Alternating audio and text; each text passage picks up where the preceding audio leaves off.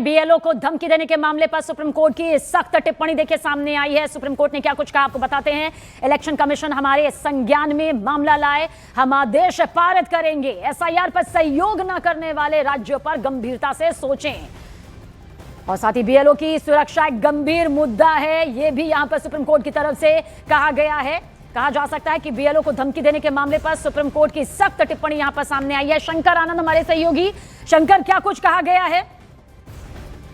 देखिए, जिस तरह से आज सुप्रीम कोर्ट में एफआईआर से जुड़े मामले यानी कि विशेष मतदाता सूची प्रोडक्शन से जुड़े मामले में आज एक महत्वपूर्ण सुनवाई चल रही है और इस सुनवाई के दौरान में कई महत्वपूर्ण टिप्पणियां देखने को मिला है। और जिसमें कि खास तौर पर जिस तरह से पश्चिम बंगाल में जो हिंसा और उससे जुड़े मामले में जो बीएलओ की जो सुरक्षा है उससे जुड़े मसले पर आज एक महत्वपूर्ण आज सुनवाई चल रही है। और बीएलओ की सुरक्षा व्यवस्था को लेकर के इस मामले में आज कोर्ट के द्वारा कई महत्वपूर्ण टिप्पणियां की गई हैं।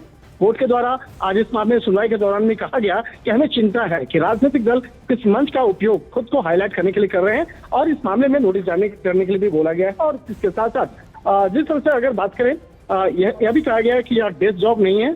बीएलओ को घर घर जाकर के इस मामले को सत्यापन करना होता है और डेटा अपलोड करना होता है। और यही दबाव है कि हमने बीएलओ की संख्या बढ़ाने को कहा है और हमें नैरेटिव्स नहीं, सिर्फ जमीनी स्तर पर जितना बिना बाधा के एसआईआर की प्रक्रिया को पूरा करना है। तो इन तमाम मामलों पर सुप्रीम कोर्ट ने बाकायदा नोटिस भी जारी किया है और इस मामले पे ईसीआई की ओर से जो नोटिस स्वीकार किया गया और इस मामले में तमाम बातों को कोर्ट के सामने रखा गया। इसके साथ ही कोर्ट के सामने में इस मामले की सुनवाई के दौरान में कोर्ट ने यह भी कहा कि एसआईआर यानी विशेष मतदाता सूची से जुड़ा हुआ जो मसला है इसमें बीएलओ से जुड़े हुए तमाम जो दिशा निर्देश हैं वो पूरे देश भर में लागू होंगे, सिर्फ पश्चिम बंगाल के नहीं बल्कि पूरे देश भर में लागू होंगे।